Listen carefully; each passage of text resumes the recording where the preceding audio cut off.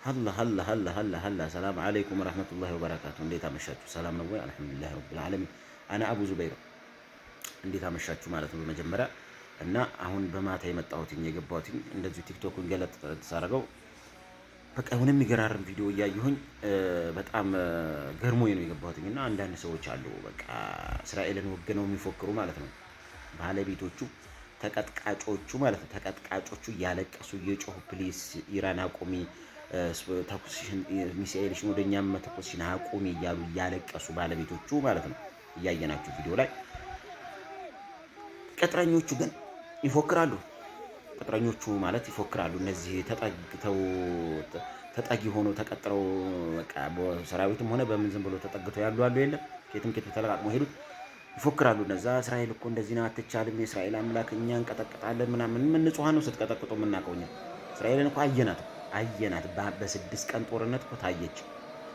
ዩክሬን እንኳን ትንሹ ሀገር ይኸው 2 ዓመት ከምናምን የሩሲያን ውርጅብኝ ይችላል 2 ዓመት እያስጨነቀች ከርማለች ዩክሬን እንኳን። እስራኤል የምትባል ሀያል ሀገር ግን በ6 ቀን ጦርነት ዳሜጅ ሆና ድራሿ ሊጠፋ ከ10 ቀን በኋላ ምንም አይነት ነገር መቋቋም እንደማትችል ነው እየተገለጸ ያለው። ከ10 ቀን ከ12 ቀን በኋላ ወላ መከላከያ ወላ መዋጊያ ምንም ዜሮ እንደምትሆን ምላስ ብቻ ዜጎቿ እየለመኑ ነው በየጉድጓዱ በየዋሻው በየሜዳው በየምናም በ6 ቀን ጦርነት። ፍልስጤም እኛ በምናውቀው እንኳን 70 ምናምን ዓመት ተዋግታታለች። 70 ምናምን ዓመት ስትቀጠቀጥ ኔሮቹ በእስራኤል ማለት ነው ምንም የሌላቸው በወንጨፍ ፍልስጤሞች በወንጨፍ እስራኤሎች ግን በመሳሪያ በሚሳኤል በኑክሌር በምናምን። ሀያልነት እንደዚህ ነው እኛ የምናውቀው። ሀያልነት እንደዚህ ያለ ሀያልነት ማለት እንደ ኢራን አይነት ነው። ኢራን አሁን ለምሳሌ እንኳን አይደለም እስራኤል አሜሪካ እንኳን እጇን ለማስገባት ልግባ እንደሱ አይነት ድብድብ ይደርስብኝ የሆነ እያለች እያማጣች ነው። ማጥ ይዟታል። ማጥ በቃ ለመግባት እዚህ ውጊያ ውስጥ መገላገሉ ይሻለኛል ወይስ ገብቶ ማገዙ ይሻለኛል፣ ብገባ ምን ይደርስብኛል የሚለውን ጭንቅላቷን በቃ ኢራን በቃ ሀያል ማለት ኢራን ነው። ሰው እንዴት በ6 ቀን ጦርነት ዓለምን አስጨንቃለሁ ማንም የሚችለኝ የለም የሚያንበረክከኝ የለም። ድሃዎችን ስጨፈጭፍ ምንም የሌላቸውን እነ ኢራቅ ብትል እነ ፍልስጤም ብትል እነ ሶሪያ ብትል ምንም ባለቀ እንትን ላይ እየገባች መደብደብ ነው ያየናል። ፍልስጤም በወንጭፍ ከሚወናጨፍ ሰው ጋርና እነሱ በሚሳኤል ሀያልነት ይሄ ነው እንዴ?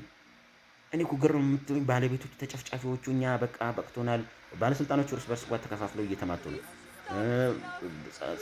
ጸሎት ላይ ነው የእስራኤል ህዝብ በሙሉ አብዛኛው ጸሎት ነው ሲጮህ ነው ቪዲዮ እንደምታዩት ማለት ነው። ጸሎት ነው በቃ መጸለይ ነው። በቃ በቅቶናል ኢራን ፕሊስ ስቶፕ እያሉ ነው። ስቶፕ ዋር እያሉ በቃ በየቦታው መጮህ ነው። እና ታዲያ ቀጥረኛና ጥገኛ የእስራኤል አምላክ አይተኛም እያልክ እኔ ምናምን እያልክ የምትፎክር እነ ምናምን የምትባሉ ማለት ነው። አንጎላችሁ ሀገራችሁን አብክታችሁ እንደገና ደግሞ የሰው ሀገር ታበክታላችሁ። ምን አይነት ጉድ ናችሁ? ደግሞ አንድ ጠቋር አለ። ይሄ ማን ነው የሚባለው? ታየ ቦጋሌ ነው የሚባለው። ይሄ መምህር ነኝ የምን መምህር ነኝ የሚል ደግሞ ደንቆሮ አለ ባናቱ ነው። ምንም ከብት መልኩ አያምር፣ ንግግሩ አያምር፣ ምኑ አያምር። እዚህ ሀገሩን አፍርሶ ሄዶ ደግሞ እዛ ሌላ ሀገር ሊያፈርስ ማለት ነው። አናታችሁ ይፍረሳ። እናንተ ወላሂ በጣም ነው